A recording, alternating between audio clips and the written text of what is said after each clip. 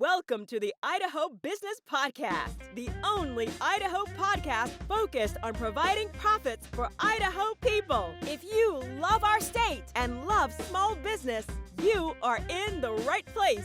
We interview local legends, learn business, and have way too much fun doing it. You're listening to the Idaho Business Podcast with your friend, host, and all-around great guy and owner of New Clean Commercial Cleaning, Spencer Ward. All right, everyone, welcome back to another episode of the Idaho Business Podcast. We are here with Connor Dye, financial advisor at Three Peaks Financial in Idaho Falls, correct? Yep, that's right. Okay, Connor is, he went into Brigham Young University in Idaho, got his business administration and management and with an emphasis on finance degree. This guy's a sharp guy, and he's been in the finance world for a few years now. He started with Mountain America, and then now you're on to financial advising with Three Peaks Financial. Yeah, that's right. Did I get anything wrong? No, you're pretty accurate. A couple years trying to figure things out and getting other experience before that, but it was a little bit of everything. So. Oh yeah, everyone goes through that period, so. Well, that's great, man. Well, before we begin, I want to say that our podcast is sponsored by Lookout Credit Union. You being a financial advisor, of course, you work with other financial institutions. These guys are phenomenal. They go from Burley all the way to Idaho Falls. And if you mention us, that you heard about them on the podcast, as you go and open up your new account at the Lookout Credit Union, they will give you a free swag bag full of all the goodies you want for the summertime. I think you got the koozies for keep your sodas cold.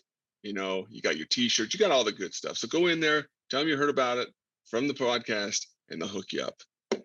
Connor, great to have you on the show again. How did you get started? What made you get the financial advising bug? Great question. So I've always wanted to do something with business. I didn't really know what. It just kind of interested me in general, working with a business, running a business, something like that. But I didn't really know much more than that.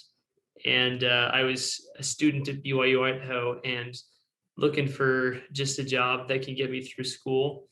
And if you've ever been to school there, or a lot of colleges actually, they do a lot of recruiting for summer sales and the door-to-door people, and they buy you lunch and they'll try and get you to sell all kinds of stuff. So I tried that out for a year, my first summer, and I did pest control out in Kansas City. And I got a lot of great experience with that because you talk with people from all over. You talk with all kinds of people. You get yelled at. You get the door slammed in your face. But you get a lot of great communication skills, and some of the best stuff that I learned from. I actually did 2 summers of that, one in Kansas City and one in Cincinnati. And I loved the ability to just meet new people and talk to them and use some great communication skills. But once I'd done that for 2 years, I kind of got burnt out and I was ready to move on. And my wife was too, because the second summer being married wasn't quite as fun as being single and doing door to door. So we moved on from that, and I was just looking for something, just a part-time job to get me through the rest of college, and stumbled upon a listing for Mountain America Credit Union and started working there, and then got promoted after a few months, and I did training for them for a long time. And I just fell in love with finance in general. Personal finance was especially what interested me. Some people are like to be analysts for businesses, break down all their numbers and find how they can save money. And that just didn't quite have the same appeal to me. But having the ability to help someone improve their financial situation, help them get to the point where they can reach some of those dreams and goals, use budgeting tools, and be smart and savvy about it, it just really appealed to me. So I got to the point where I wanted to combine some of those great communication skills, some of the teaching skills I got from working at the credit union as a trainer, and then all this financial background and information I was just bringing in, outside of my job. Even I was the finance nerd. I was listening to podcasts. I was reading books, Dave Ramsey. I was listening to a lot of that kind of stuff because it just really interested me, and I was soaking it up as much as I could. And I kind of just ran into a guy outside of my apartment one day, and he was the father of one of my neighbors. And he did this. He had a huge firm out in St. Louis. And so I started talking to him. And after a lot of interviews with people over the course of a year and a lot of networking with that, I realized this was the right career for me. And it was the perfect mix of communication skills and finance and the ability to just help people and not feel any way that I'm putting them in a worse situation. So that's kind of how I I like that. got to where I'm at. I like that. So what would you tell our audience, maybe that haven't started? Because our audience is full of business leaders, business owners, and we sometimes get the mindset of like, oh, okay, I got to make sure this company runs. Every dime's got to go to that. What would you tell those type of people? As far as financial advising and retirement planning goes, Yep. that's a great question. I recently did a little presentation for a group in Montana filled with entrepreneurs and business owners. And I think it's really hard. I looked at some statistics about business owners and their retirement plans, because a lot of them, because of all of the priorities that come before retirement down the road, they have a hard time even putting aside just a little bit of money. Or their plan is, I'll sell my business when I get to the end of the road, and I'm sure I'll make a good buck on it. And it doesn't always work out the same way they plan. So what I would say to the business owners especially is to, whatever you can squeak out, even if it's just a little bit, especially if you're on the younger end and you've got your business going, compound interest over time is going to do a lot of the legwork for you. The later you start, the more you have to do the work yourself. But if you just start putting away just a little bit, even if it's $50, even if it's $100, you'll be astounded at how much that money will grow if it's invested well with a good retirement account. And you won't regret. I mean, what I always tell people is you'll never regret saving money. Never. That's right.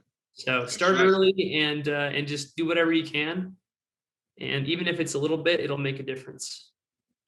I like that. No, me personally, I was one of the crowd that's like, hey, I'm starting this business. I've got, I don't even have 2 nickels to rub together. But every dime's going into this business. But at the same time, like there was things I could have done, I can't remember what book it was called. I think it was called The Automatic Millionaire. And I think he describes a latte factor. People that go out for these nice lattes or Starbucks and stuff, $5 a day. $5 a day adds up, and I think we can all squeeze something like that out, even when we're just starting things out. And I wish I would have started sooner. So that's good advice there. Dave Ramsey, he's got a lot of resources and stuff on his website. One of the things he has is an investment calculator, and you actually have the ability, once you put in your numbers, he even shows if you quit drinking your coffee every day, how much of a difference it would make. It actually quantifies that for you. So it's pretty cool. I like that a lot, man. So what if you had a few tips to tell these people, these business leaders, if they haven't seen a financial advisor already, and what would be some of the few tips that you would tell them as they're going through this journey of, okay, I need to find a way to retire? Yeah, that's a great question. A lot of clients come to us and they kind of just give us all the information that they have for their income and things like that. And they just say, well, what do I do? And a better question that we ask them is, what do you want to do? And so I think one of the things that they can do to prepare to meet with an advisor to have the best experience is to try and define what their goals are, try and define what they're working towards, what they want. And not just vague terms, somewhat concrete. I mean, your advisor can help you solidify some of those things and help you see how realistic they are. But having some idea of what you're wanting to do when you're thinking about maybe retiring, how much of an income you want. Are you willing to scale back your lifestyle a little bit when you get to that point? And these are just kind of some general things will help you nail it down better. But if you have a general idea of those things, if you know what your current expenses are on a month-to-month basis and what your obligations are for paying debts and things like that, just an idea of that will help your advisor tremendously, because then we can make recommendations that are going to help you reach those goals. But a lot of people come and they don't even have an idea of what they want necessarily. They have some general and vague terms, but it doesn't quite. It's kind of hard to see, and then we have to send them back and say, "All right, take some time, think about it, and let us know what you really want." That's true. I'm a part of a mastermind group. I've been a part of it for better part of 3 years now. And wise mentor that I have in that group said to a bunch of us that, what does your perfect life look like? And we all started shouting out, oh, I want boats, I want to get a vacation, I want to do all this kind of stuff. He says, okay, what is that going to take to the very dollar every month to make? And we're all like, what? I don't know, throwing up numbers, tossing them out everywhere. And he says, okay, now take the next half an hour to an hour, discuss it. If you have your spouse there or your business partner there, discuss those things and put an actual dollar amount per month, what you need to do for that perfect life of yours, your perfect life in quotations. And after you do that, of course you want to continue to make more and more money. But at that point, he said, the rest of that money that you make after that point of your perfect life is met really just goes with the rest of he calls it the piles of money, which I'm still waiting for that pile to come first. So I don't really have the piles. But he said that shouldn't change your life. That really shouldn't improve anything more, because you already have that perfect life mapped out with that amount of money per month set aside. So I think that's a lot. What you're trying to say is that people, as we're trying to get thinking out, we all think we're invincible. Number one, as business owners, we all think we're Superman, Superwoman, and retirement's this far off thing that we can tackle later on. But if we don't have some type of vision in our minds, like, okay, this is what I've got to do and what I've got to make to have this kind of life, that life's going to continue as you retire or sell your companies. You want to make sure that you can enjoy that life instead of having to, suck back a little bit and not have the life that you want. So, yeah, I mean, a lot of people, they plan on never retiring, and that's not a bad thing. If some people just say they're workaholics, they have plenty of money and they totally could, but they just don't want to quit. But it's a whole nother story when they say, I don't plan on retiring because I can't afford it. So you're right. I mean, the nice thing about all that is we want them to get a general idea and a little more specific idea of what they want, but we can help them through the process of putting dollar amounts to it, helping quantify that, seeing how much return you have to have on your investments over time, and how much is reasonable to take out on a regular basis. We get to help with all that point. We just like people to dream a little before they get to even here, and then we can help them reach their dreams. I like it, dude. I like it a lot. Let's move into the lightning round here. Our lightning round is sponsored by Sensations. They're located in Twin Falls and in Pocatello. These guys provide your tanning service, either it be spray-on tan or tanning beds, your massages, your mani-pedis, all the good stuff for you and your significant other. And here soon, we're going to have a great deal to throw past you guys to go into their stores and mention that you heard about them on the podcast. But for now, go visit them, and they will treat you right. Okay, Connor, what is one of the best books or tools or softwares you've used that's kind of really been your game changer as of late? One of the best I've read, one of the best books I've read is, I think it's called The Power of Habit. I might be messing up the wording a little bit of that, but it's an amazing book because it goes so deep in so many great examples into kind of the psychology of habits, how they're formed, and how to replace habits, because there's no way to just get rid of them. They talk about how you can only replace them, and some really amazing stories, and talks about great big brands and how they came to be too. And it's helped me to overcome some bad habits and to start some new good ones. I like it. Then they say, what is it? You do something for what, 21 days, you make it a habit? Is that what it is? I think, yeah, 21, 22, it's some magic number there. Hmm. It's hard to get to sometimes, but It is hard to get to. I'm it's hard to get past that 3 or 4 day for me sometimes. So, true. all right, all right. What's one of the biggest myths business owners need to know the truth about? You know, maybe in your industry, maybe one of your myths in your industry. Mm.